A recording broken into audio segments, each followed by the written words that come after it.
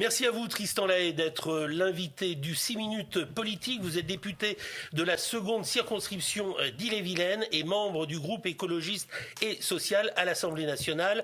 Bien évidemment, une première réaction avec ce gouvernement Barnier qui a été renversé hier du fait du vote de la censure. Vous l'avez voté, cette motion de censure ?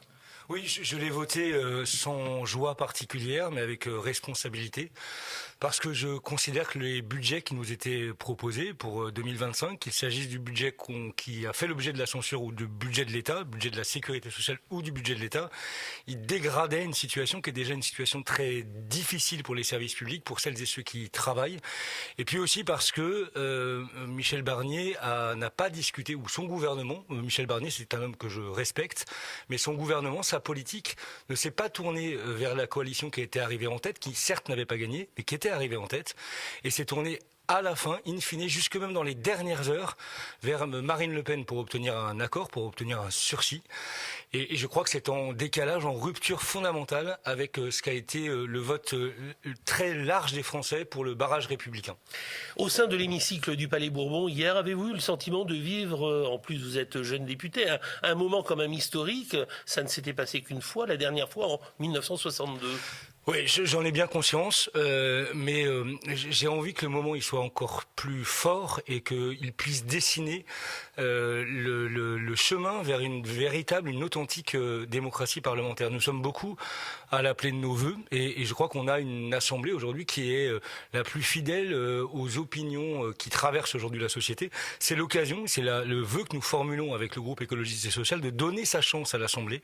Le pouvoir, il n'est ni à l'Élysée ni à Matignon, il est aujourd'hui à l'Assemblée nationale et on doit pouvoir travailler ensemble à l'élaboration de politiques pour l'intérêt général des Françaises et des Français. Alors il est 13h au moment où nous enregistrons ce 6 minutes politique. À 20h ce soir, le chef de l'État va s'exprimer durant une heure. Vous attendez quoi? Des mesures claires, peut-être une annonce de démission?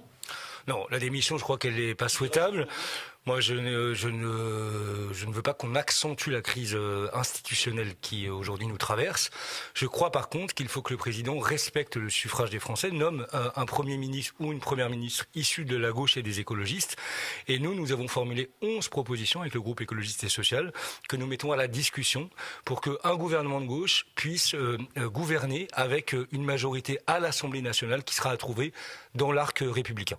Les principaux noms qui sortent pour aller à Matignon, messieurs Bayrou, Lecornu, Barouin, Cazeneuve, selon vous? Moi, je ne fais pas de la question du casting la question principale. Moi, ce qui m'intéresse fondamentalement, c'est le contenu. C'est le quoi plutôt que le qui. Et c'est la raison pour laquelle, encore une fois, nous avons fait des propositions sur le pouvoir d'achat, sur les services publics, sur la transition écologique, sur l'état de droit, bref, sur tout ce qui intéresse aujourd'hui la vie des Français. Je crois que c'est ça. Il faut revenir à la situation des Françaises et des Français. Moi, j'ai été la semaine dernière aux côtés de salariés de la Polyclinique Saint-Laurent, dont la moitié peut-être des catégories C, enfin des plus précaires, sont aujourd'hui payés en dessous le SMIC. Je crois que ce qui les intéresse, c'est pas de savoir qui de Tartampion ou Tartampionne sera demain en situation de responsabilité, mais pourquoi faire. Et donc c'est vraiment ce pourquoi il faut qu'on se mette à discuter à l'Assemblée nationale.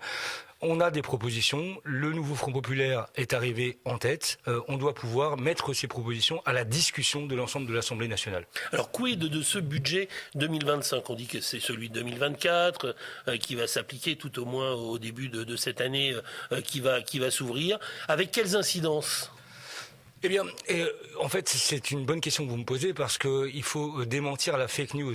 Il y aura de fait un budget en 2025. Il n'y a pas de mécanisme qui ferait que les agents de la fonction publique, que les services publics, que tout ça s'arrêterait au 1er janvier 2025. Nous voterons dans les prochains jours une loi spéciale qui permettra à l'État de continuer à lever des recettes et à financer ses services publics et ses agents. Et on aura quelques semaines pour travailler un budget 2025 qui ne peut être meilleur que les copies que nous avons jusqu'alors examinées. Ça veut dire que la France continue à être dans une situation très instable ? Nous sommes en situation d'instabilité politique momentanée, mais je crois qu'on ne peut pas opposer la stabilité à la démocratie. C'est d'ailleurs le contraire.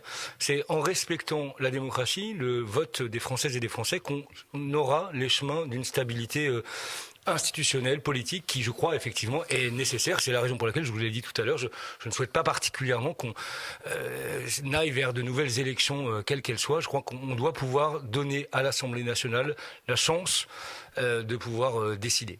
En 15 secondes, évidemment, la majorité des familles ne souhaitent pas d'augmentation d'impôts. Vous allez y veiller ? Alors, il n'est pas lieu, avec ce que l'on vient de vivre hier, qu'il y ait quelconque augmentation fiscale. En revanche, moi, en tant que député de gauche, je me battrai pour que celles et ceux qui ont le plus le moyen contribuent au redressement de nos comptes publics et au financement de nos services publics. Un grand merci à vous, Tristan Larrey, député de la seconde circonscription d'Ille-et-Vilaine, d'avoir été l'invité de ce 6 minutes écho sur TVR au lendemain de la chute du gouvernement Barnier. Merci à vous. Merci.